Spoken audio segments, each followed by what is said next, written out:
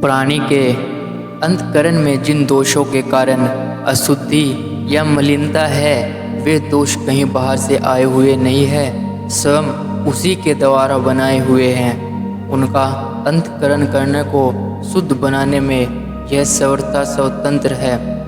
मनुष्य सोचता है और कहता है कि मेरे प्रारब्ध की कुछ ऐसे हैं जो मुझे भगवान की ओर नहीं लाने देते। मुझ पर भगवान की कृपा नहीं। आजकल समय बहुत खराब चल रहा है, सब कुछ उल्टा सीधा हो रहा है। आसपास का वातावरण भी अच्छा नहीं है, शरीर ठीक तरह से काम नहीं करता, परिवार भी हमारा साथ नहीं देता, अच्छे गुरु नहीं मिल पाते जिनकी वजह से हम आगे बढ़ पाए। परिस्थिति अनुकूल नहीं है, एकांत नहीं मिलता, समय नहीं मिलता, आदि आदि कहकर ऐसे कारणों से हम पीछे हटते चले जाते हैं। इसी प्रकार के अनेक कारणों को वह ढूंढ लेता है जो उसे अपने आध्यात्मिक विकास में रुकावट डालने वाले प्रतीत होते हैं, और इस मिथ्या धारणा से या तो वह अपनी उन्नति के प्रति निराश हो जाता है या इस प्रकार का संतोष कर लेता है कि भगवान की जैसी इच्छा, वे जब कृपा करेंगे तभी उन्नति होगी। ऐसा कुछ नहीं होता।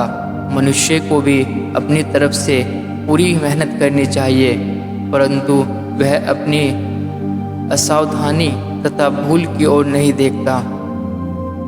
साधक को सोचना चाहिए कि जिन महापुरुषों ने भगवान की इच्छा पर अपने को छोड़ दिया है, उनके जीवन में क्या कभी निरुत्साह और निराशा आती है?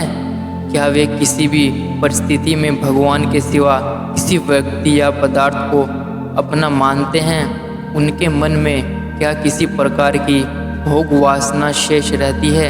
यदि नहीं, तो फिर अपने बनाए हुए दोषों के रहते भगवान की इच्छा का बहाना करके अपने मन में झूठा संतोष मानना या आध्यात्मिक उन्नति में दूसरे व्यक्ति, परिस्थिति आदि को बाधक समझना अपने आप को और दूसरों को धोखा देने के सिवा और कुछ नहीं है। यह सोचकर साधक को यह निश्चय करना चाहिए कि भगवान की प्रकृति, जो कि जगत माता है, उसका विधान सदैव हितकरी होता है।